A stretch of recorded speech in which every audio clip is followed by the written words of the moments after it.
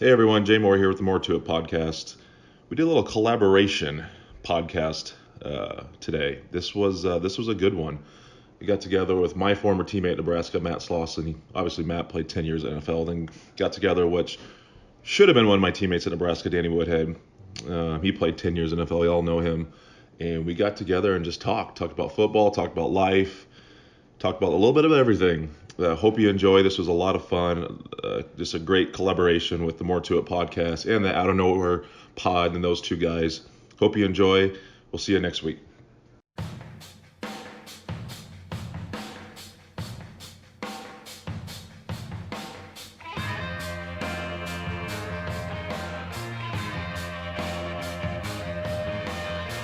All right, let's get right into it.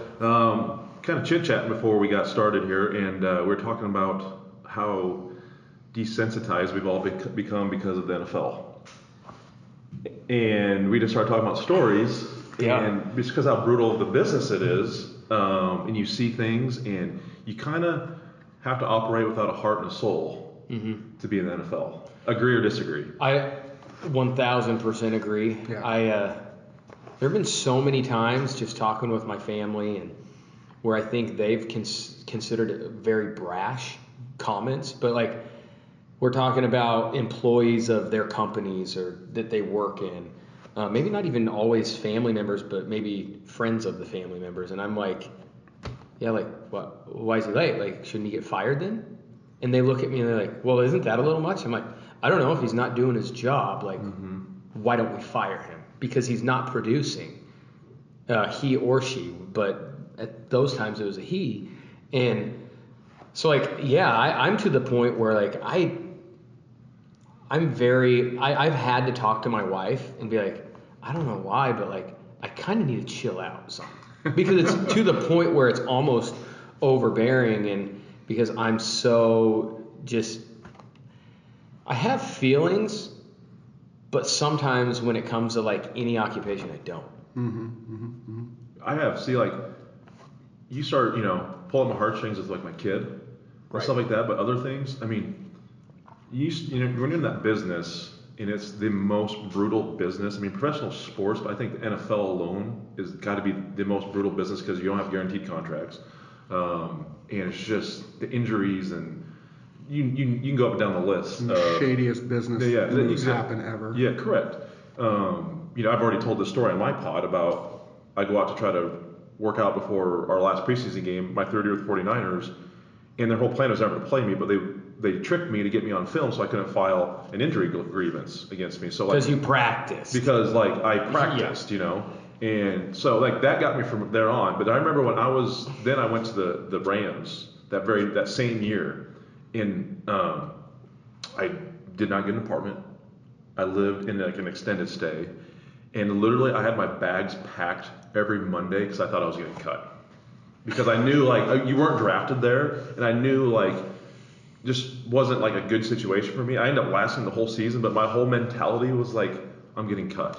Like I just knew I was like, but it's just you just start to train yourself just to not to get caught up in it. I was always thinking, hey, make it to 4:00, and then I'm getting paid this week. Right. So have you ever had Jack Riggins on your pod? Yeah. So Jack talks about, in the SEALs, it's being comfortable with being uncomfortable. Correct. And so what you're talking about is exactly that. Every week, you have your bags packed, and you're living in such a state of uncertainty that it's now normal, and that just kind of breeds us to be kind of machines and kind of push all the emotions out. What people would call normal emotions, you can't afford to have in the NFL as a player. I had this situation come up. I'm not going to say what year it was, what team it was, but I had a teammate that had a relative die. And it was a really sad ordeal, and the team was great. They let him go home. He was gone for a week to be with his family, and when he came back, he was still struggling a lot emotionally. And all of a sudden, the team flipped a switch on him. It was like, you need to get your stuff together here and figure out how to play, or we're going to figure out something else. And the time span that he gave him to figure it out was maybe a day and a half. Right. And then he was gone. And it was sad because we all, I can't directly relate, but I was empathizing a lot with the guy. I mean, this guy just lost a family member that he was extremely close to, and now he's just given the boot. And that is, to me, the epitome of the NFL.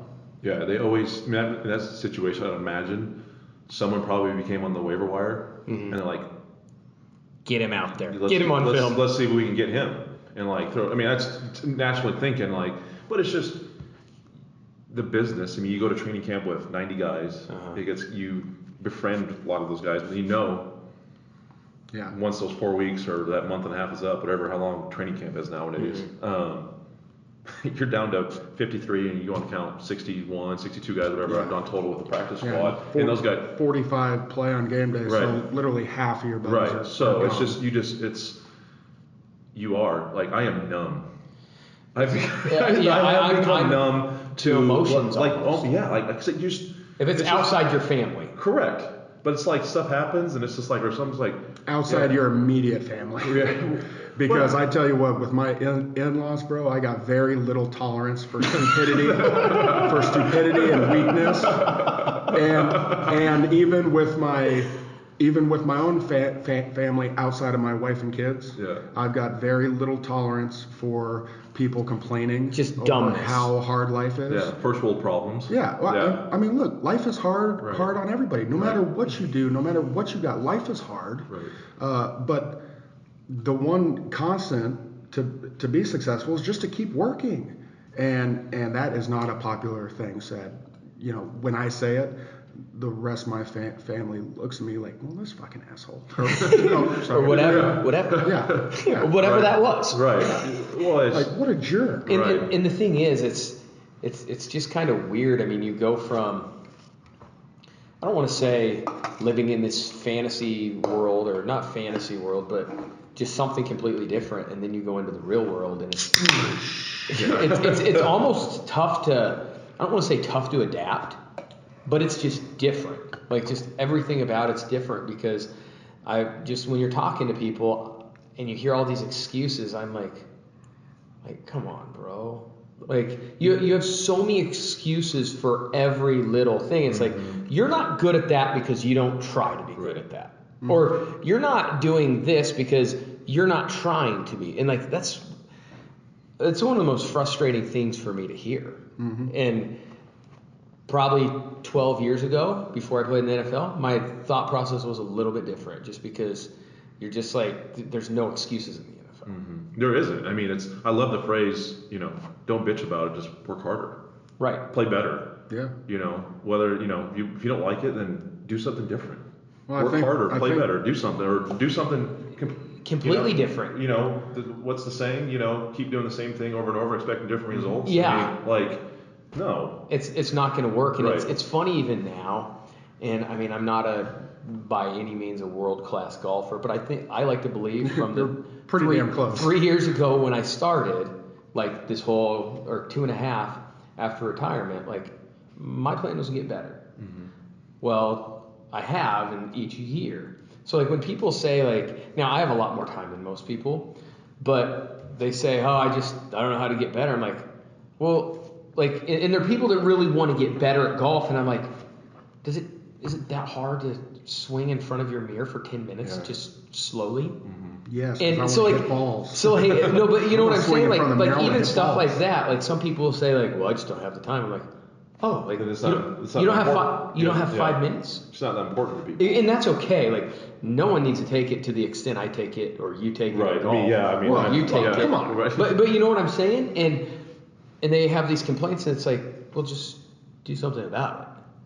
And not that we know, like, we're so good at everything, but it's just like, when we go back to the NFL, that's just, don't give me that excuse. If you love something. Right. I mean, you and I both played in the same tournament this last week, and I played like dog shit. And it was a hard setup, but like a part of me like wanted to make some comments on Twitter, like, oh, poor me. And I'm like, no one wants to hear that. Right. Like, no one cares. Like, that's my favorite thing. Like, I wear a hat that says no one cares what you shoot. Like, Yeah. I don't want to hear about how good you play or like how bad. Like, who gives? Like, I don't care. Right. Like, and that's just the mentality. I want to go. I'm like, no one wants to hear this. Like, poor me. Like, Even though it's you're not mad, poor me. you aren't happy with the setup. I'm pissed. Like, I'm pissed and I'm gutted and like I want to punch like holes in like my walls because I'm so mad how I play. Right. But like, no one cares. Right. Like, no one gives a shit. Like, Right. I walk like, home shooting at 82 and I'm just like beside myself. I'm like, what is going on? I want to complain about, well, this hole was cut on the hill. This hole was cut on the hill. There's probably an illegal pin, whatever it may be. Right. No one cares. Like, no one's like. So it's like, why would Yeah. everyone else had to deal with it? So like, why just be a baby? My father-in-law goes, "How'd you play?" I go, "Absolute shit." And there's no other way to frame it. It was shit. Like Right. it was shit. Like, and that's the only way I can put it. Like, And I don't really care if you do good either. A couple Right. weeks ago when I shot my 79, I text Jack because I was expecting a pump up. No response. Jackson. Oh, thanks, Jack. Like, how mad are we at Jack? So mad. I totally agree. how about what always? But are you guys like on time? Always like you guys Yes. you're, like 100%. like that's Bothers just me. funny to like when you deal. So like I remember like me, you, and Riggins played golf like last fall down here. Yeah. And we were like waiting for everyone. We're on time, like waiting at the tee. Like, where's everyone? Everyone's like strolling out of their cars, 5-10 minutes late. Like, a couple athletes in a Navy SEAL, like on time, and we're waiting for everyone to roll up. I'm like, it's just weird. Like, I get anxiety if I'm like, Yeah. because 5 minutes, 5 minutes early is on time. If you're on time, you're late. Yeah. It's known around my family that. So we have a brother-in-law that would work out with us even when I was towards the end of my career, and I'd work out at the gym like in the off season. It's like he would work out with me, not the same exact stuff, but like he'd just work out. And there were a couple times that he was late. I would not speak to him. I would go the whole time, not speak to him. Our little brother was he trained me. My little brother did, and he just trained him on the side because they're buddies. They're like Sure. closest brothers. And I'd be like, murder him. And he goes, oh, don't worry, I'm gonna. Because I can't to me, what time says is if you're on time, it shows that your time matters. Mm-hmm. So like if like I'm doing it out of respect for you, Jay. Like if we have a tea time and it's 8 o'clock, I'm gonna show up at a certain time out of respect for you. Right. And I do get anxious, but what you're telling me, say even we're going out to dinner and it's like, hey, they're 10 to 15 minutes late, because I guess in the real world that happens. You know what I'm saying? Sure. But like when it says like, oh, you didn't care about our time. So like the whole time thing, I'm very time sensitive. It drives me through the roof. The one time that I will say I'm okay with it is if maybe we're getting together, we're meeting at a restaurant with all 4 of our kids and they have 3 kids or whatever, and they show up a few minutes late. Right, you're dealing with I get that. Yeah. But like if It's just you better be on time. Right. But the term fashionably late needs to be recoined as disrespectfully late. Yes. For sure. Every year when I was in Chicago. Or freaking Jabroni Nation. Yeah, jabroni. Jabroni time. Not Coughlin time, jabroni time. Right. Leftist time, I think, is what it's Right, called. yeah, that's also what it's called. Yeah, just like do whatever you want and, expect everything to be given to you. And then we'll rub your back. It's going to be creepy, Right. but maybe even a back scratch. Right. Not to alienate any listeners out there. But every year when I was in Chicago, they would have their team gala every year. And it started, 8 o'clock. So I was there at 7:55 every single year. And we'd always be the first ones there as they're putting tablecloths on the damn tables. I'm like, what the hell is going on around here? Cammy goes, I told you we're supposed to be half an hour after what they say. Because that's what everybody does. Well, that is some bullshit. Right. It is 8 o'clock. I am here at 7:55. Let's go. I was so mad. As it should be. It's just like I said, and as you were saying, I just feel like it's disrespectful. And I know that that's not what it's meant, but that's just how I see. Like that's how I view things. Right. Is that kind of what you're saying too? Totally, Like, but it's also just like OCD. I think all professional athletes are we don't need to get into that topic. OCD to like a very high degree, and it's just like, and it's, I want to say it's more superstition. It's just like you just like if you play something at a high level, NFL, Major League Baseball, D1, whatever it is, like you are very in tune to doing the little things right. If you're constantly late, if you can't show up on time, how the hell are you gonna be able to line up in a 5 technique and play a reach block, or make sure you hit the right hole on a power play, or you're pulling and you gotta hit the 3 technique or whatever on a counter play. It's just like, how, if you can't do that, how am I supposed to trust you to do it right? So then it's like, okay, the simplest thing is just showing up. This sounds terrible, but like sometimes I'm like there's some instances, and I have definitely some friends that are late sometimes, but a lot of times I'm like, if your other qualities don't make up for it in some way, it's like, I don't want to be your friend. Mm-hmm. Like, or like, not don't want to be your friend, I just don't want to hang out with you. Right. Because you just don't care. You get to the OCD, the funny thing is you said OCD, and I'm like, oh gosh. All I can think of is, am I the only one that I'll be in bed, and I'll have to get out of bed and go in front of the mirror and like start a backswing. Like I'm literally borderline naked in my room, and let's be honest, you are naked. Not all the time. No, I have been, but not every time. I've done it before because I'll be looking at my phone in bed, and I'll see like something on Instagram, like, oh, let's try that. Let's see what it says. And I'm literally in my skivs and like, it gets in the mirror. It's like, well, what's this look like? Right. And I get to the point, and then you'll keep doing it until you feel like it's correct. So OCD lives strong in this. I think all of us, I think everyone to some extent has their own, especially professional athletes. Yeah. You have your routines, man. It's great because I sat down, I did one with like Darren Erstad and talked about his time. He's like, oh my God, he goes, I can't even get into like how OCD I was. It was like, gotta arrive at this time, eating this meal, like it's this many swings, it's this many throws. It's like to a T. You can way overdo it though. You can. Oh my goodness. So when I was in, really the whole entire back half of my career was the same exact breakfast every day, same exact lunch every day, and then dinner was whatever the wife made. When I'd see guys have the same warm-up routine, like we're talking about, all professional athletes, and I would say it's even more so bred into the super elite that their regimen is crazy. When I would see guys falling into this groove, I would worry about them. Like, what if there's one day when something happens and they, like a car accident or something, they're running late and they can't do their full routine.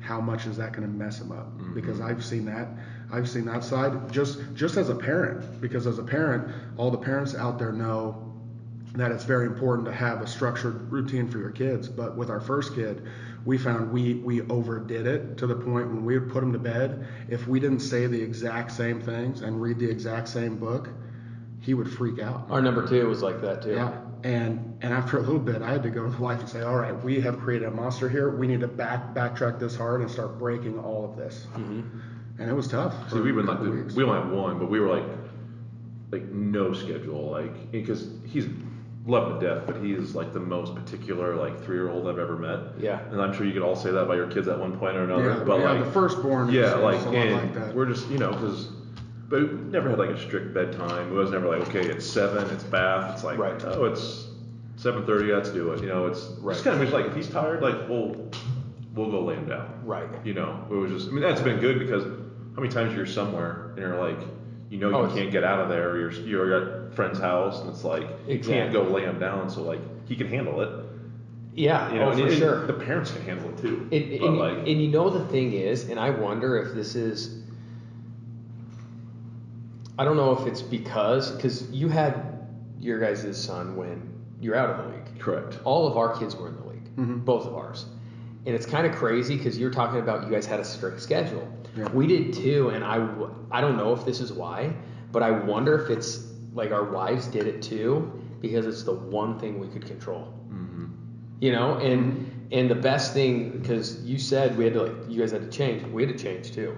We had to be like, okay, it's fine if they don't get to bed at this time. It's fine. And I don't know if that's what it was, but the NFL does some weird stuff to you. It's just weird stuff. You know what I'm saying? No, like to an entire family. Our kids were conditioned like, oh, I guess we're moving again. Right. And it's like, this isn't a normal world. And when you have, we have two homes, to moving, that's a problem. Or you have two homes, and it's like, hey guys, like maybe don't tell anyone at school you have two homes, right? Because that's not reality. Right. Yeah. I mean, it's reality for you right now. I mean, 1,200 guys in the league. That's like how many percentage? No, it's what they always said. The percent is like 1 point. It's whatever something stupid. I don't even. It's 1.1 of 1 of 1. It's 1% of 1% make it to the NFL. Yeah. And then me and Peanut Tillman did the math on this. To be a starter in the NFL is like 0.006, and then to be an All-Pro is like 0.00004 of all high school players that go on to do that. It's kind of obnoxious. Yeah, and then we say how, it does weird things. You're talking about routine. I mean, I've told you, I don't know how many times, but retirement was weird. Because my routine turned into, I don't have to set an alarm. I have no schedule. And I go from having that strict regimen to being like in no man's land for the first like 6 months. I don't know if I'd say depressed, but I had like just a lot of weirdness going on. Did you experience that? I know Slaw did. Well, mine. So I didn't play as long. My career just got off to an awful start. I mean, the last preseason game both years, we always played the Chargers the fourth preseason game. First, my rookie year, things are going fine. Break my ankle. High ankle sprain. It's actually a high ankle sprain. Yeah, couldn't run. Yeah, synosmosis. Exactly. Back then they classified it as a broken but leg. Couldn't run for 14 weeks. So I'm on IR. So at the time it's like you're on IR. I'm like, okay, well when can I come off? Like at that time you couldn't, because now they have the two levels. You can be on 8 weeks and then you come off. I'm like, oh, so I'm done for the year. Great. So the next year going to that, running down, starting kickoff, tear my right bicep. We score first. First kickoff, tear my right bicep. And I'm like, I feel like I have a cramp. I'm like, tore your bicep, you're done for the year. I got two of them. Yeah, I'm like, what the hell? So then it's like, my career I'm just damaged goods from here on out and bouncing around. And honestly, the business got to me. Like just seeing, we talked about the how brutal it is, and just like if you're not drafted or you've been with a coach somewhere else, they bring you in and they can kind of step to the plate for you when it comes down to numbers being cut.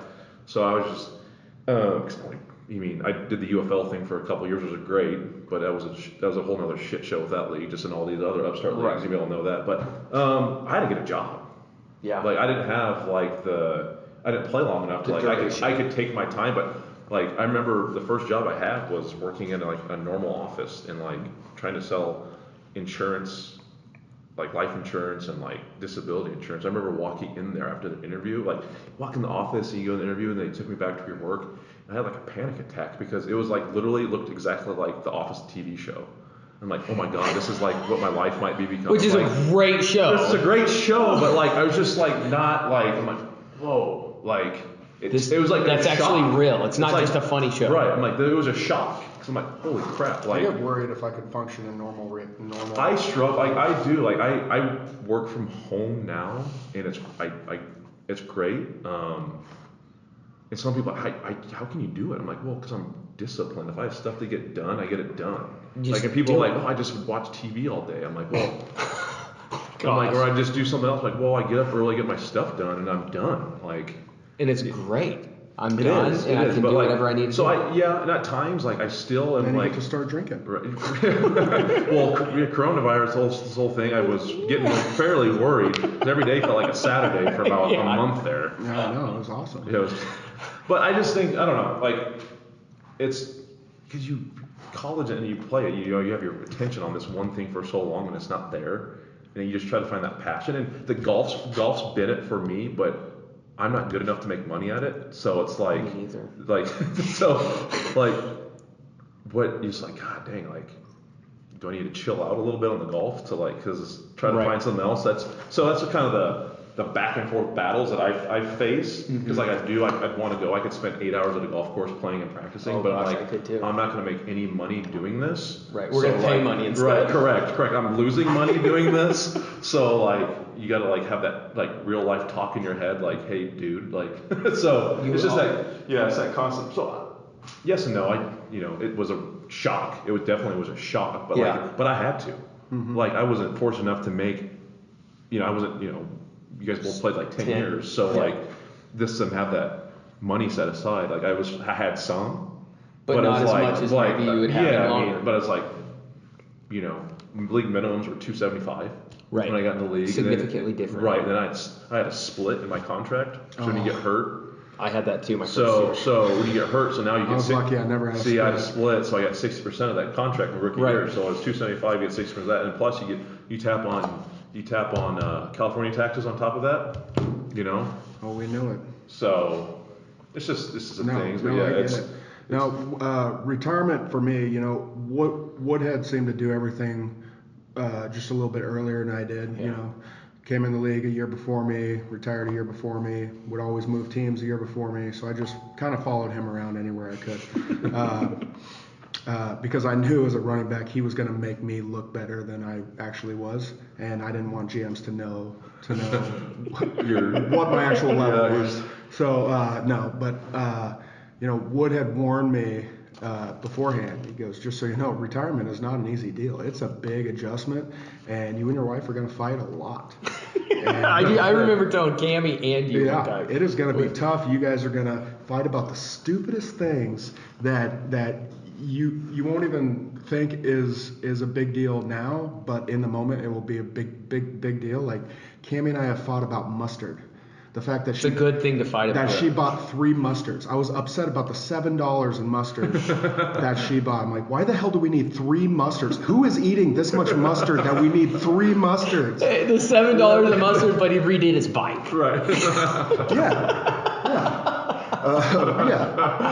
I need the motorcycle customized so it's safe to ride, because she always says she wants to. She didn't tell you she bought like 500 brats too, right? Freezing it? Right. We'll see the coronavirus is coming. Yeah, you're going to need this. But I was okay with the brats. The mustard I was not okay with. No, I actually found that early in retirement after we moved home, when I didn't have a routine and I was sleeping late and I didn't really have anything to do, I kind of fell into this mode, and I hate it when people use the term like depression, because I think I use the word, but that's why I always say I was like in a depressive mode, but I would never, because a lot of people do experience that in it. Yeah, but is it kind of a small form? Yes, but I think the term depression needs to be reserved for serious medical issues here, or psychological issues here, as opposed to me not having a routine and sleeping in and not really doing anything. To me, that's not depression. That's just kind of being in a slump. Mm-hmm. And I found that I started to break out of that and started to feel real better about my life, and my relationship with my wife got better. I was a better dad when I started to bring football regimen back in, where I wake up early, work out early, get some sort of structure every single day to my life. Even though I'm not really doing anything, I'm finding something to do and having a plan. I totally agree.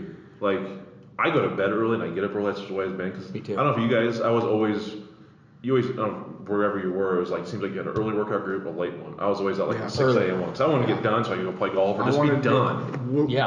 Woodhead and I did the one before the early. Yeah. It was just me, him, and Stuckey. Yeah. Me, him, and Stuckey in there by ourselves, grinding before the strength staff was even in there. Yeah, they wouldn't even be in. Yeah, we're in there at 5. Like 5, we're flipping on the lights, and then the strength staff would roll in. I would love to just cuss them out,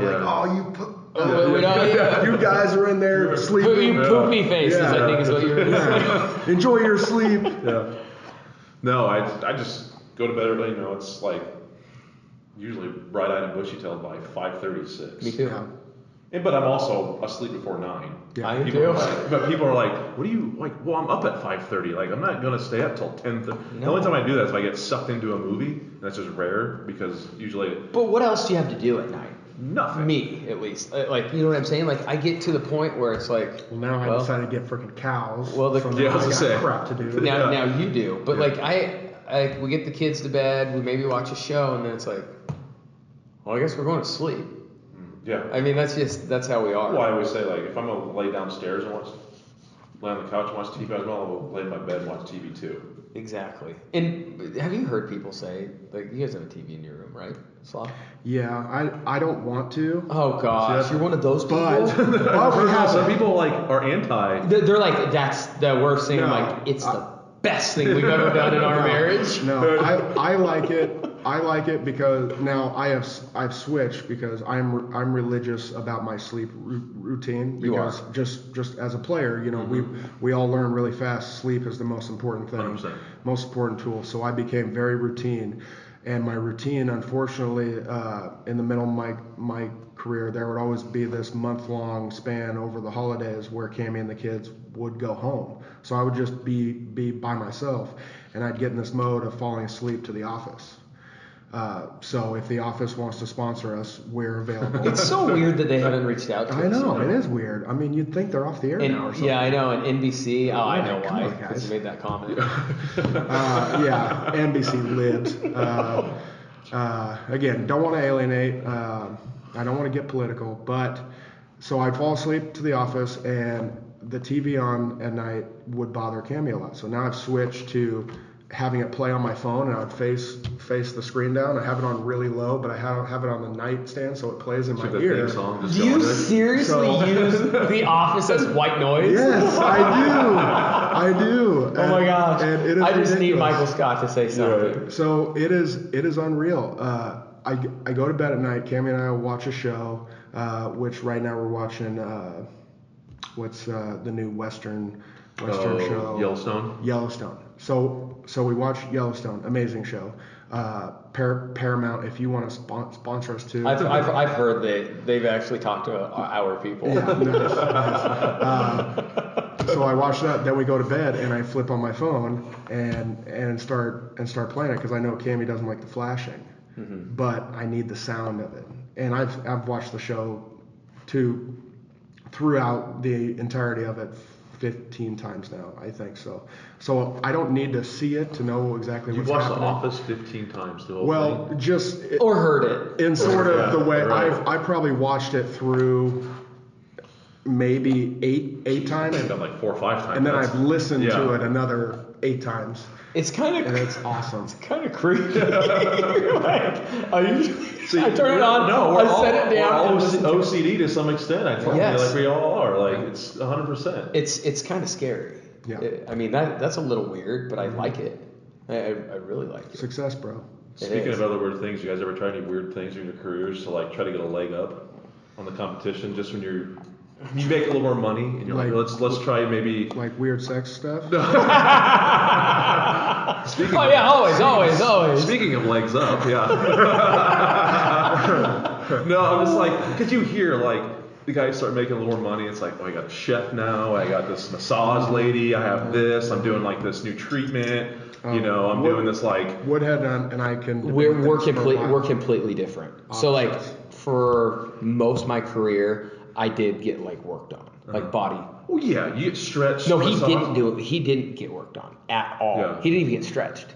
He would stretch on his own at night. But that's not uncommon with linemen. That's also true. I think in the new NFL, it's a lot different now. Guys have now bought into the body work, the ART, chiropractics, all that, what I call voodoo. But my philosophy on it is... It's also like a F-350, and I was like...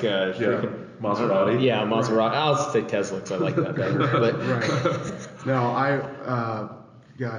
I recall a story when I was at the Bears.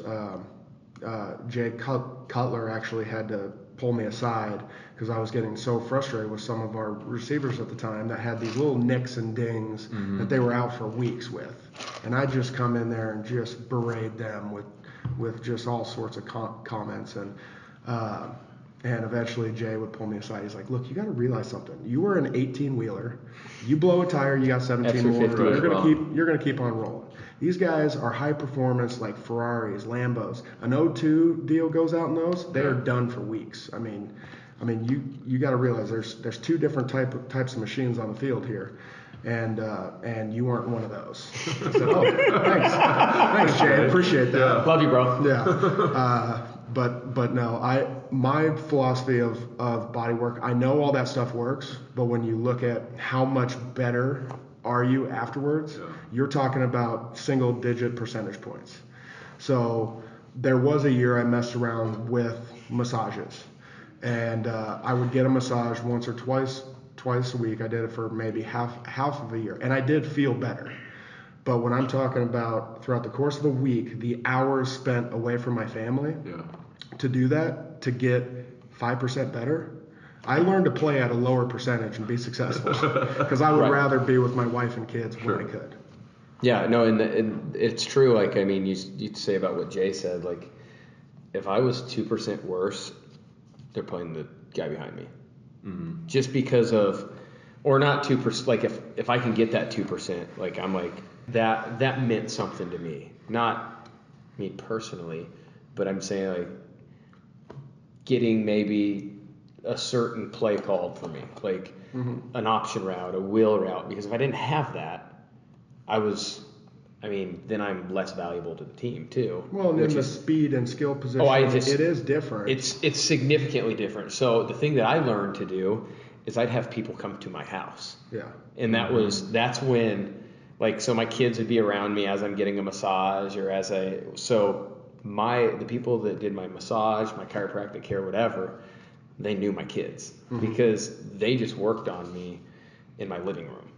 And it kind of was convenient, towards the end of my career, then they would end up, maybe if my wife needed her back adjusted or if her neck hurt from carrying around a baby because we had a million of them, it ended up being, but I totally understand why you maybe wouldn't. Like, if it's not going to make a big difference for you. Because my position isn't built on speed. It's not built on speed at all. There was a teammate that I had that was actually a super freak that I would actually tell him, like, you need to slow down. Kyle Long, probably? It was Kyle Long. Yeah. Absolute freak. But I'd tell him, like, you're so much more advanced than everybody else on the line that you're actually messing stuff up. Slow down, because you're going too fast. So when I got better at my positions, when I started studying the running back's timing, is there's a timing to every single play. When you talk about, when plays are called on offense, when it's ride 35 Bob. Yep. The ride thing that young offensive linemen never listen to. Ride is the footwork of the back, and that's a specific timing of the play. So when I started studying the timings, I knew I didn't have to move very fast because there's a certain timing, and I would study Matt Forte every week. His ride timing was 2 seconds to the line. So I knew I could be on the nose guard for a second and a half and then transition up to the mic, in the next half a tick. So why am I out here trying to run a 40? Like, I'm just going to, step, bang, step, hit the backer. And once I realized that, I'm like, man, I don't need to be fast. I just need to be strong and flexible. Work smarter, not harder. Right. So then I'd stretch on my own. I'd roll on my own. I get some sort of body work. I just do it myself, and I do it at home when I'm playing with the kids, or we're having like family movie night or whatever. I would just roll out on my own and stretch. Right. But for the speed positions, I understand the psychology behind feeling that extra 2, 3, 4%, because to really get into a break, hit it, go. You need that extra 4% to feel like you were hitting it perfect timing. Right. You know what I kind of miss? It's like locker room kind of camaraderie, but I miss the cold tubs.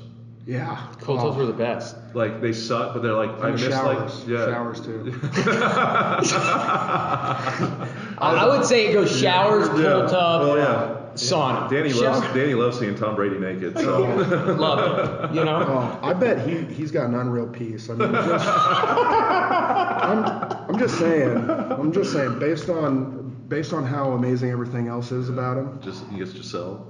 Oh, Giselle. Bro, you gotta understand, it was like 7 years ago. I don't remember. I don't remember. Oh, you gotta burn that in your mind. Bro. Yeah, all right, I remember. I remember. I have a Rolodex in my head. Of certain players. Like, oh my good. I mean, everyone's got a top 5, right? Just as soon as you see it, you're like, oh my God, that is now swapping out with number 3. That is ridiculous. Good Lord, You guys. can't. You just can't. You can't unsee some of those No. things. You just can't No. But the cold, like, I'm like, I kind of want to get in a cold, like, make a cold tub myself, or a bathtub so small in the house, I might be able to fit. I But, thought like, about that. How? But it's so how would you good go getting about in doing with it? everyone else, and Oh, you have yeah. conversations. Everyone's Yeah.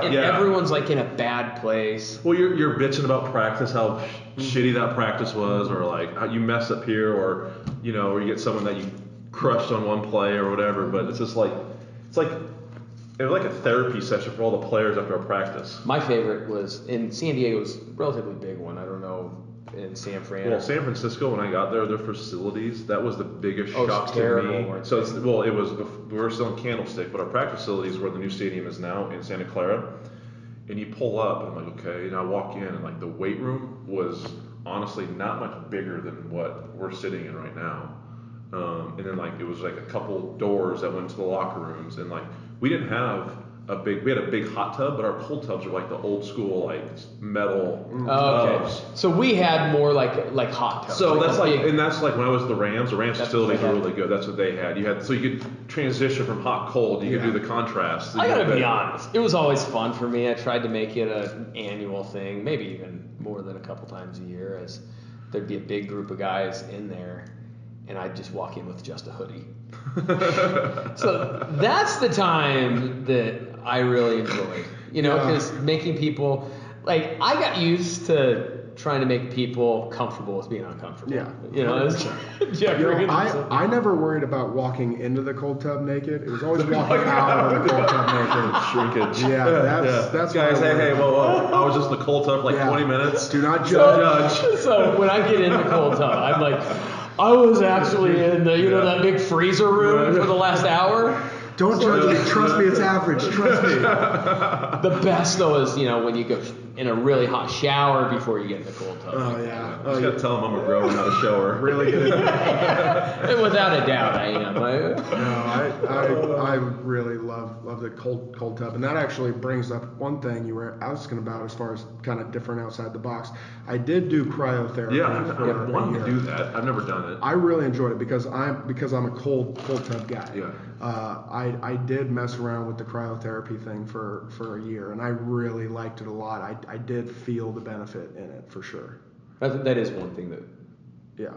we did that was outside the How box. much money was James Harrison there saying he was spending on like supplements? Was it like 100,000 was No, it was like more. No, it was like total body work was like 900. Yeah, It was almost $1 million a year. Whatever the maximum that he could write off as far, I guess federally there's like a cap or something for the amount of write-offs you can have for Like a professional athlete. right, and he would always max it out every year at 900-some thousand. What the hell can you? What are you spend that on? doing? I remember hearing guys that would go get their blood tested and would see like what their foods were would talking get. about that. Yeah, We were talking about that So I today. remember like hearing. Remember I played with he played Cato June, linebacker for the Colts, and he was like, we were sitting down eating, and he's like, why you eating? Like Bob asked me about my food. I'm like, because I like it. And he's like, I'm hungry. Yeah, he's like, I can't eat that. It like affects me. It causes me. It was like pineapple. And he's like, I can't eat pineapple because I got my blood test and it like caused me to like, there's too much sugar, which would cause like this to go up and I gain weight. Well, Lyden Murtha did it in college. He did that. I've heard it's. Really? Just because he was psycho about his Right. I've body. known people right. that have done it, and there's just certain stuff that like maybe if you eat that food you can't burn fat as much, or so like I would actually more than even when we played, I'd love that now, just Right, staying in correct. shape. But yeah, I've heard of stuff like that. Never dabbled in that though. Never, ever. Like, I have no.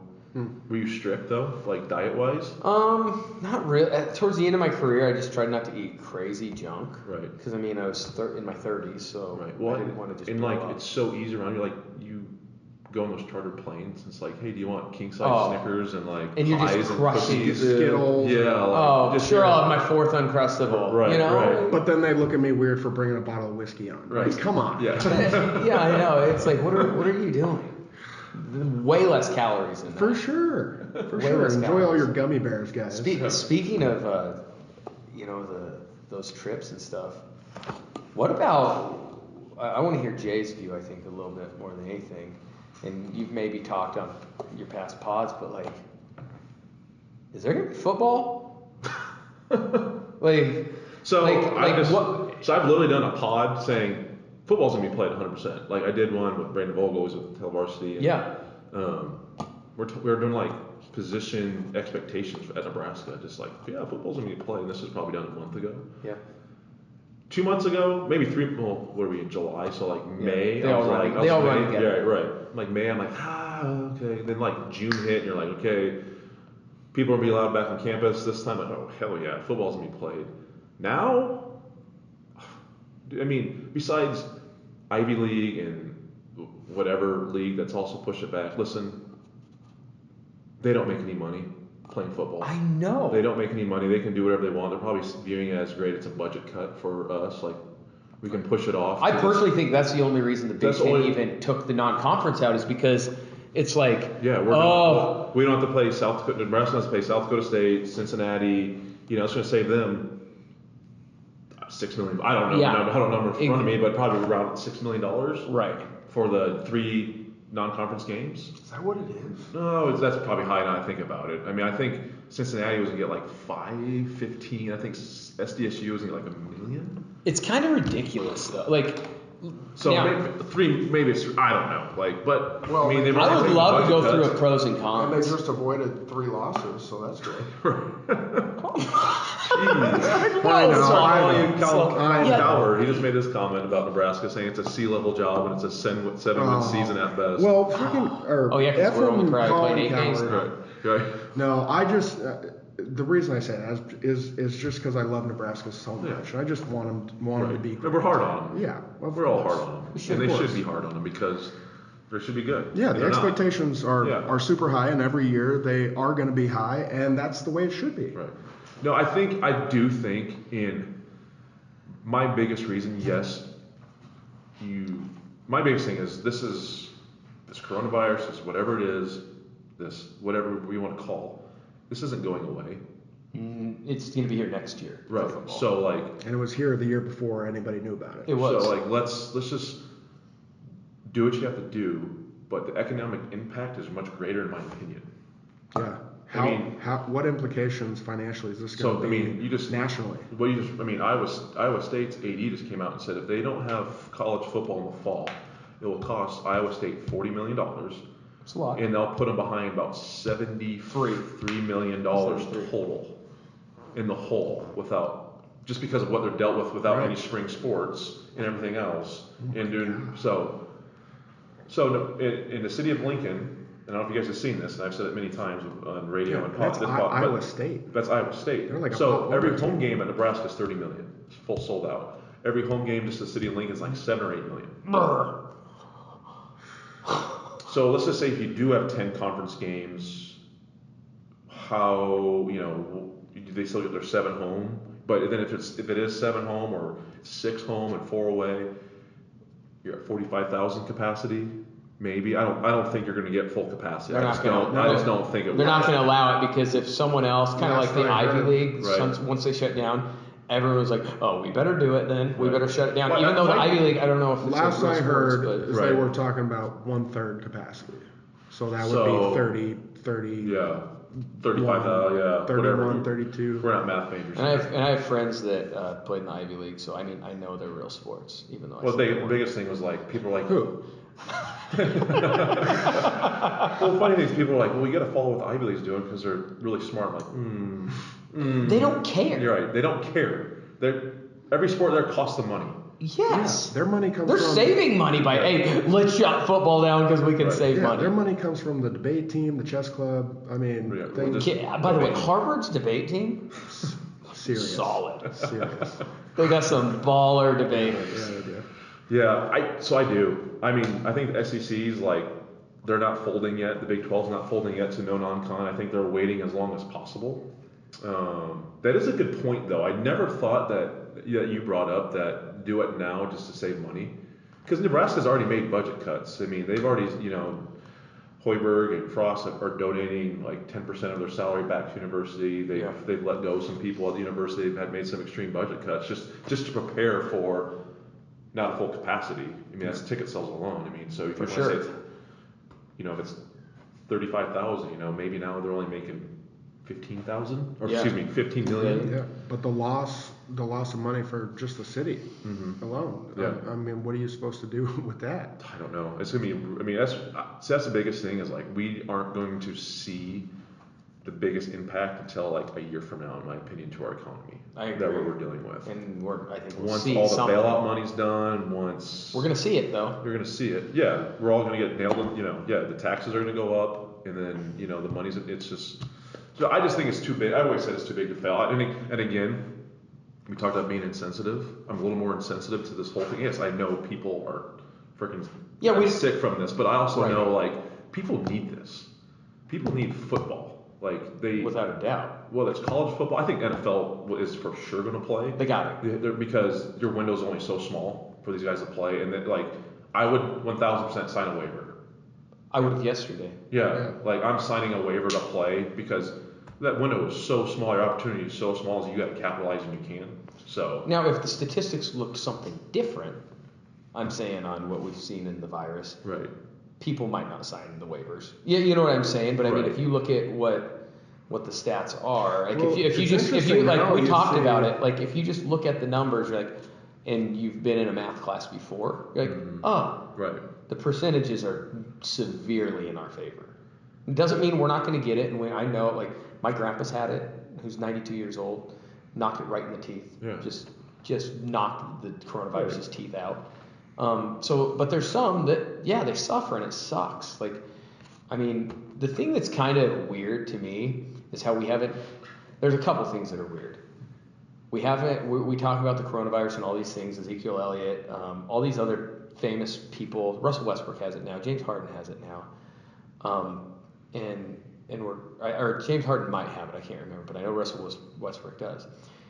And we throw out this, what some people like to call fear porn or whatever, and we get people so scared, and then 4 weeks later we're like, how's Ezekiel Elliott doing? And it's like, oh, he's fine. Yeah. Like, why aren't we like clapping him up? Like, why aren't we applauding the positive? Because it doesn't fit. It doesn't scare people. It doesn't make people like just fear everything and not do anything. Yeah. Like it doesn't do that. No. And it's kind of odd to me how that has worked. So I haven't done a whole lot of research on this, but I've seen in social media some reports of some athletes out there that are now trying to like abstain from their sport, like under like doctor guidance. Like I saw a couple WNBA players are now saying like, oh, we aren't going to play. We need and like, what is that about? Because like I'm retired now, and I'd probably still sign a waiver right now to go play. Right. Just because I like. I mean, you're not gonna get paid. I mean, there's been Major League Baseball players that said I'm not playing. Yeah, you're just not gonna get paid. Like, okay, you're gonna forfeit your. And that's checks. okay. That's fine. Like that's the way it should be. Yes, I have I am not bothered at all when guys come out and say like I don't want to play. Like that's your personal I can because decision. The information is so screwed up. Like we don't ever get the truth, so it's like you see one thing, you hear one thing, it's like.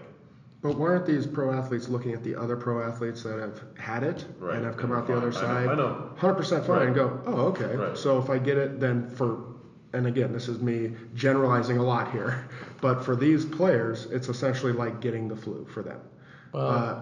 Sometimes not even the flu. Or not even that. Yeah. But when you're young, healthy, strong, like all these pro athletes are, so for some of these athletes to be like, no, I don't want any part of this. I think they're listening to the wrong stories, because how many pro athletes have now tested positive for it? A lot. And as far as we know, I'm not going to act like I know, but I don't think there's been any serious. Yeah. Like as far as I know, I think we would know. You would 1,000% hear about it. We would know. We talked about this on our last pod. Ezekiel Elliott had it. Then I never heard anything about it again. So I just assumed he died because that's just what the media story was. So I figured, okay, he died. You were just going off of the supposed facts. Yeah, the facts. I mean, he had to have died because I never heard anything else. But no, you tell me he's alive and well now? No, he is. Yeah. And all the other ones too? Yes. Oh, that's weird. It's shocking. I know. You know what? It's we've already said it, and people have to become comfortable being uncomfortable with this whole we have to. situation. Football is not comfortable. No, football is. You're not supposed to be. No, and you it know is the what? most In uncomfortable football, sport you could ever play. But in football, you get sick a lot. Yeah. How many times did you guys get sick every year? Yeah. Just because. Bro, I'm sure I guys. played through like the flu. Yeah, absolutely. And it wasn't fun. Like it was actually couldn't really you're breathe. getting IVs, and I mean, luckily the doctor's there; they can shoot you up with all the best stuff that's out there to like get you over it. Yes. Antibiotics But and it's whatever, miserable. and it's right there. But I mean, it's with the Chargers. you I gotta was practice sick all the through it. time because their facilities are disgusting. They don't take care of their players at all. And then you got people in California just soft in general. So I mean, it is just awful. So I was sick all the time because they just don't take care of the mold growing in the locker room. I mean, you got staphylococcus just coming out of the hand sanitizer dispensers. I mean, you're just breathing in some serious grossness at all I heard times. that place is just. It was gross. Oh, it is the best run team out there, for sure. I've never experienced better. No, I heard like even like the equipment staff is super chintzy with like what they give you. Like, Well, that's because the equipment guy was selling all the stuff on the side and he got fired for it.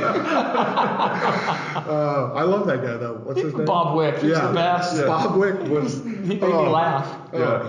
He would give you anything, Right. but he was also skimming some off the top Yeah. to sell himself. Or at least he'd give it to the guys that were playing. I don't know about the guys he other liked. guys. The guys he liked. Yeah.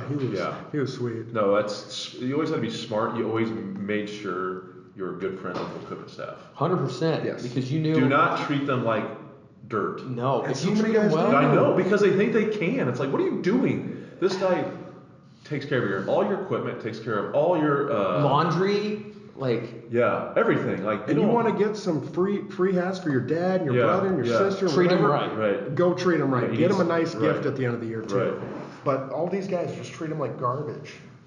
Hey, speaking of equipment, have you guys seen the straight jabroni mask they're trying to make football players wear? It's like a visor and then a mask. So I sell those. Oh no, Jay. So and I haven't No. sold any. I've had people ask me about them because Yeah. there's been some talk saying like Well, you didn't. some Yeah. leagues might make it mandatory, like more youth, potentially state, high school, Yeah, might make yeah, it yeah. mandatory. But I'm like, so you'd wear a visor. So they would recommend you'd wear a visor and you'd put this same material visor over your face mask. I'm like, how in God's name are you supposed to breathe? Have you ever Could you played- imagine? It's like playing wearing- training No. camp outside what it is right now. I mean, I Have was you outside ever for worn 5 a minutes visor today. before? I did my rookie year in San Francisco because I got LASIK. That can get hot. It's extremely hot. Yeah, visor alone is awful. To And play. then you put Yeah. another visor right here. Yeah. The visor looks cool, but if it's hot out, Yeah. it sucks. It's- If you yes. Is and it then gonna you be like wearing an altitude training mask, or is it just another visor? It's really just it's a clear. And then there's, like, a and few they just holes, wrap it to right? your face mask. So it's like. Oh, so it does nothing, pretty much. no, it blocks it's some. supposed to block. I could pull up. I mean, like I haven't sold any yet, but like, listen, if people want them, like You're gonna hit me sell up, them. I'll sell. And there's gonna be people that there's buy a lot- it. Yeah, and it's gonna be more the high school youth kids are gonna be like, I want my kid to be safe, to have it. Sure, I get it. But I mean, I read an article. I mean, there's been like 50 colleges that have bought like just put an order, just give us like 150 of them because they're not super expensive. Right. But they're like, why not have them just in case a player may Right. want them? But No, I it's couldn't gonna be imagine. sold. I couldn't imagine Jay, playing with that. Jay, let's talk about this. Let's take it back 15 years. You and me in training camp together. Mm-hmm. We've got all our masks just colliding into each other face to face. Right. And roughly there's 500 pounds between us just smashing together. Right. And we are in 100-degree heat, covered in 40 pounds of pads out in 80% humidity. There's more things flying at each other off of our bodies than just what's coming out of our mouth. A lot of fluid. A lot of fluid. How just spraying in, especially O-line, D-line, tight ends. Your gloves get so sweaty. How many times you get hands in your face and like you're like spitting on the. I mean, it's like. So you want to talk about a visor covering the bottom of your face, and you're still going. You can still get under the face. It may prohibit. Let's directly. Let's say 80% of what comes out of your mouth. Right. But there's a lot of other fluids being transferred back and forth. Right. So what is that mask actually going to do? A lot of fluids. There's a lot of fluids between a lot of big men, and they're transferring fluid transfer. Yeah. So what is that little mask going to actually keep away from? Probably won't do a ton. It's a peace of mind. Yeah, that's probably exactly what it is. It's a PR stunt. I would never wear it. It's a peace of mind. I mean, it's just for. You knew it was coming. Yeah. Oh, You knew if something was coming, and if it's, listen, I mean, whether it's whatever helmet manufacturers want to do it, I mean, hey, I don't think the cost is too much. Let's produce it, and it's another opportunity to make a few bucks. How weird would it be if like they make it mandatory that you have to wear like astronaut outfits? Oh yeah. The next step is going to be. You see Joel Embiid getting out of the car going to. Yes. He was putting on like a hazmat suit. Now I don't know if he was dead serious or it was a joke. No, he came out saying though that like he doesn't think the bubble's safe enough. Oh, God. You can't get to a safer spot than that. And the thing that's going to be great is once they're out of there, their immune systems are going to be really good, right? Right. What is this bubble thing that? So it's at Disney World, and they can't go outside of these boundaries, and no one can come in. They have to stay. Once you get there, you quarantine for 2 days, which I don't know why, because if the old thing was you have to, if you come from another state, it's 14 days. So I'm a little confused with that. I don't know anymore. Like it's super weird. Just like let's wash our hands. Let's not touch each other's face. Like I'm not gonna touch. I used to touch your face all the time, Slauson. I'm trying to stop doing that. We can't shower in the same shower. I know. Like what is this? It's just crazy. Like they have great showers here at Firethorn. Like why can't we shower together? Well, we can. We just can't use the same shower head anymore. Or the same bar soap. Yeah. Well, I don't know. It's soap, so it's still good. It cleans up stuff. It can clean you, so it doesn't matter. This world we're living in. Yeah, it's just weird. I do think I just don't. I think the crazy thing will happen is like, for instance, Nebraska. Adrian Martinez might get it in the middle of the season. He gets it. He can't play. They're playing Penn State. He can't play.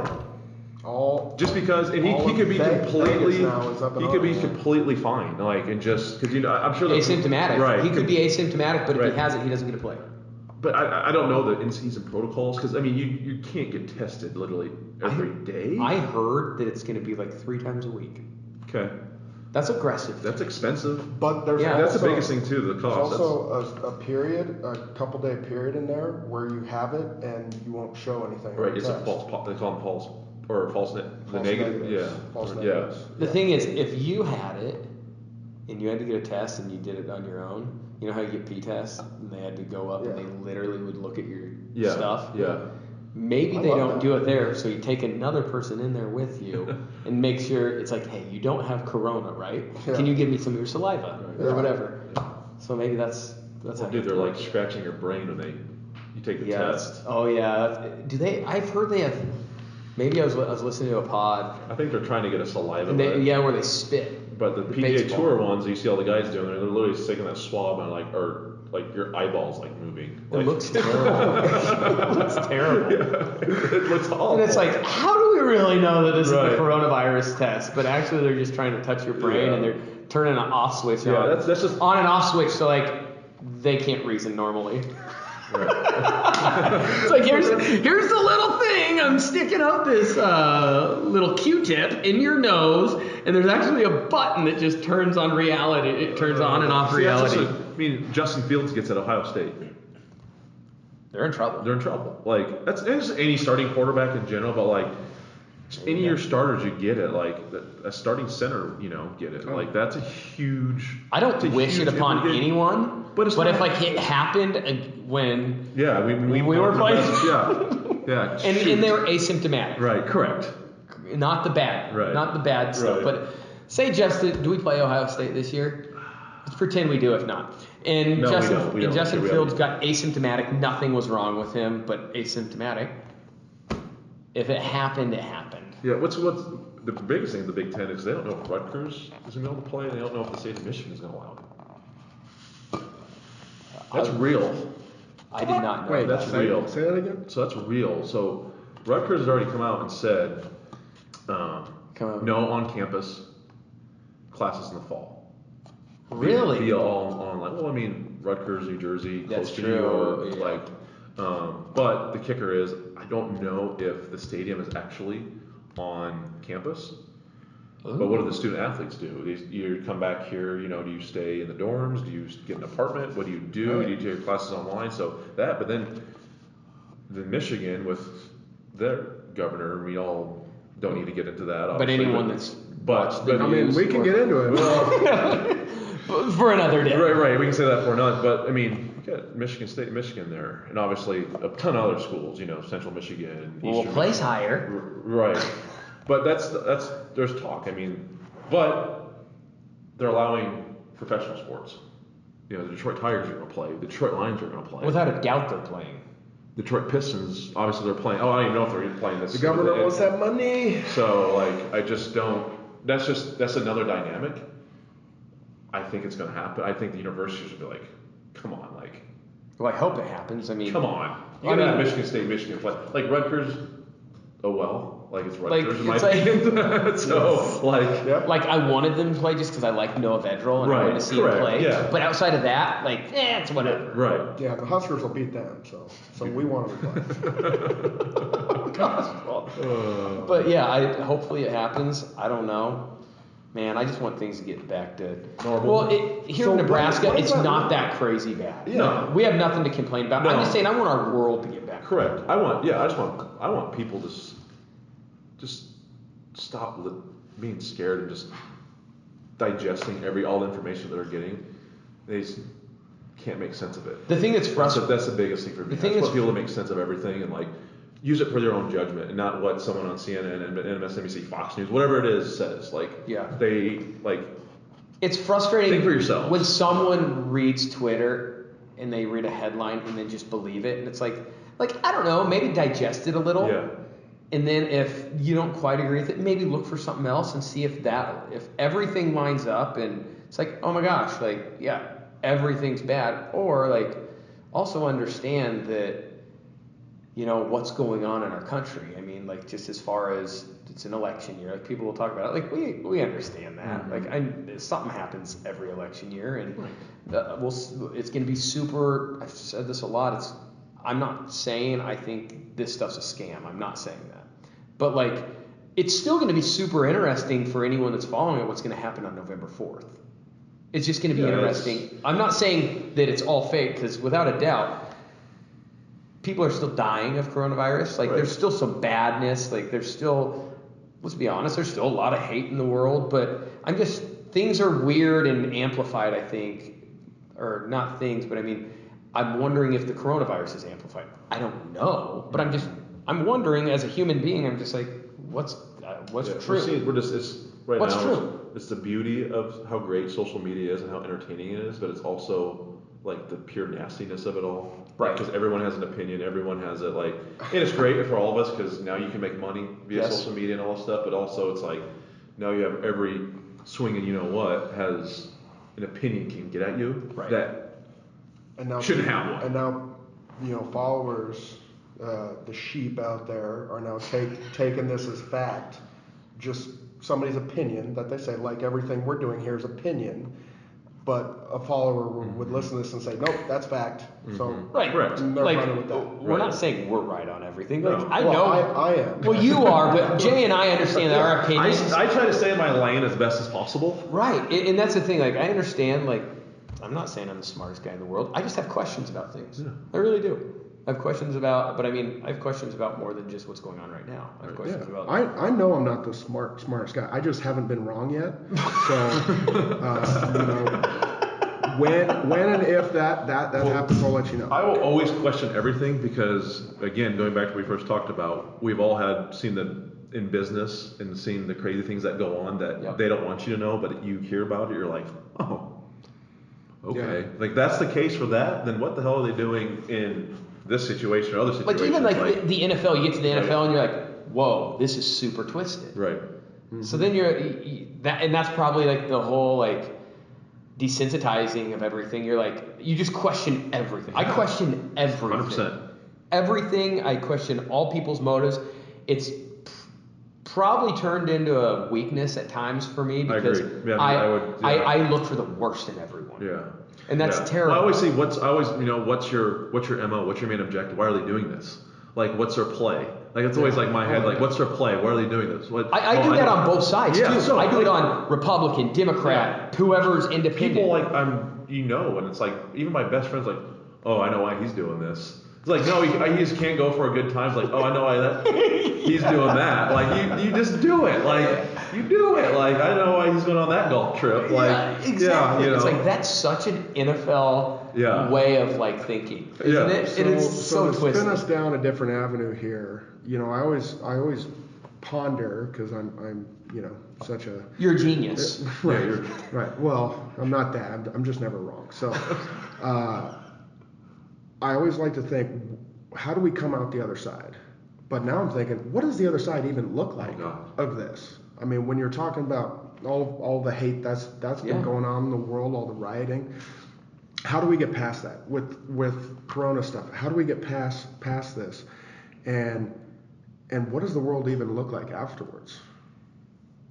I mean, do you guys have any thought? That's deep. I might start crying. No, I would like to probably stay away from the protesting and rioting thing because obviously things in that realm needs to get handled there. Yes. But like Corona stuff, COVID stuff, what does our world look like after this? Because it isn't going to just one day stop. No, it's going to still be here. It isn't like China's going to come by and say like, oh, we're taking the Corona back. I know we brought it over here, but we're just going to take it back. That ain't going to happen. It's here. Yeah. So now what? Here's what I think. Here's my opinion and saying in my line as best possible. I think businesses will start working from home a lot more. I think you'll see. So too. Yeah. You're going to see. I mean, Zoom and Skype you're going to see probably 10 more of those type of companies come to it because they're not going to be able to handle everything, all the Zoom meetings, less travel. Airlines are going to get absolutely destroyed by all of this. Which is awesome. That needs to happen, by the way. Right. Yeah. Price gouging. Yeah, the price gouging. Venues, I think you're going to start seeing, you're not going to start seeing 100,000 seat stadiums anymore. Yeah. I think everything's going to be streamlined and become more efficient. I think people because you already have hypochondriacs out there.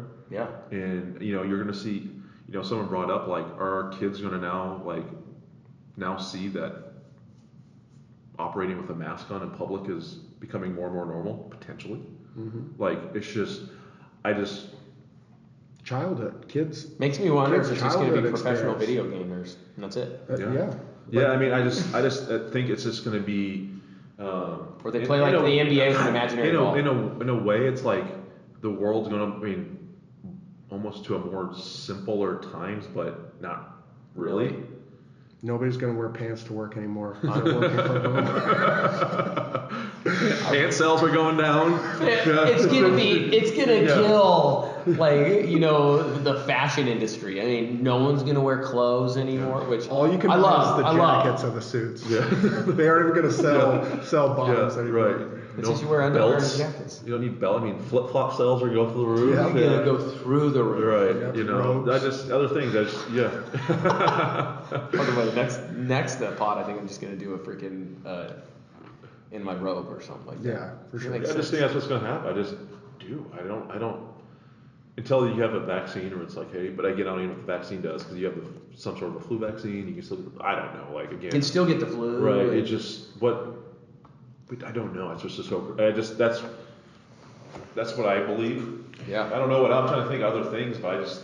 And when November 4th happens, are they gonna all of a sudden announce like, oh, okay, it wasn't as big a deal as we thought? Just to let you know, Zoom went down. Yeah, right. No, I don't. It just makes you. It just makes you question things. My thing is, no matter who gets elected, no matter who you're for, like, I think we can do a better job as a country, as people. Just like. I just think the people that do good jobs already, whatever they do, are going to come out ahead of this. Whether you're restaurants, whether you're businesses. Oh, they're going to kill it, and they're going to be. If you do something really well, they're going to keep doing well. I just thought I think food trucks should become like a huge thing too, because people might not want to go eat at restaurants. So now you can just go. People just at food trucks. Just go up and grab food, or a small carry out, they're freaking restaurant. Cool. But yeah. There's other things like that. It's just. I don't know. It's going to be interesting, and it's kind of going to be interesting what we see this fall, because I think that's going to. it's going to take us into the new year, and are we going to get to January and they're like something new, or is it another flare those murder hornets? I'll tell you what, bro. Right, murder hornets or something. Some new breed of insect that killer mice. Right, or. I just saw a video of a bear swinging nunchucks really well. That was awesome. Yeah, that was the literal Kung Fu Panda. Yeah, as a black bear, grizzly bear at a zoo was swinging like a rope, just like nunchuck, freaking Jackie Chan. Was it a boy bear or a girl bear? I don't know. I didn't look at the piece. I wonder if it was funny, because I love Kung Fu Panda. Great show. No, I found that I haven't had a date night with my wife in so long that I'm craving to go to a restaurant. Any restaurant. I don't care what it is. We've buckled. We've already went. Oh, I've gone a bunch. Yeah. You got to do it. Why not? Because Cammie is being fed dog food stuff. No, what are you feeding me? I don't know. Come on, man. She's got concerns, and plus. That's fair. We've gone out a lot. We have to. But during the lockdown of everything, all I want to do is go get a burger somewhere with her, and then things started to open up. She's like, "No, we can't go yet. I don't feel good about things yet." I'm like, "Come on, let's go. I want a burger." We try to support. We try to support local places here in town to our best. We have our favorite spots and try to get takeout and stuff. We've now taken our kids out to eat. We would do the pickup. We take our kids out to eat. Yeah. I'm not gonna live in fear. I love. We love. That's one of the things we love to do with our kids is we go out to eat. Oh yeah. So we just say, we're going. I like to go to a bar and get a beer and a burger and fries and play Keno and That's awesome. I love Keno. We need to hang out more. Yeah. I love Keno. Great. We'll go, Sauce. We'll go to one of our favorite spots here in Lincoln. I don't know if you've ever been to Press Box. Where's that? It's here. I know we can't know free ads on pods, but I will support these guys. No, I'm cool with it because if you like them, I like them. They're literally my favorite place to go in Lincoln. I've never heard of that. Yeah, so retired basketball coach owns. He actually got back into coaching. He was a coach at Link Southeast for years. Now he's a head basketball coach at Crete, and they just won Class B. Not Jeff Smith, is it? No, it's Larson. Oh yeah. Yeah, and they great food, great beer. They got Keno. Food's got fast. It's good. They got food or shuffleboard, pool tables, golden tee, a bunch of TVs when sports are back on. I used to work right by there, and I would go probably 2 to 3 times a week to where they'd know what I want. Jay's here. Iced tea with a lemon, and you want BLT with queso dip. I'm like, yeah.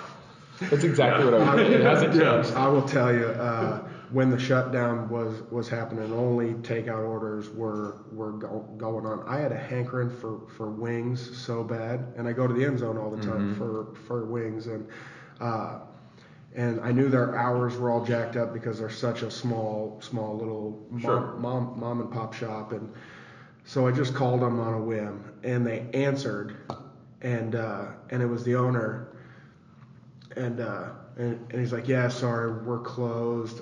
We do takeout only on Thursday, Friday." It was like a Tuesday or something, and he goes, "Is this Slauson?" Yeah, I'll give that order out to you right now. And he goes, "All right.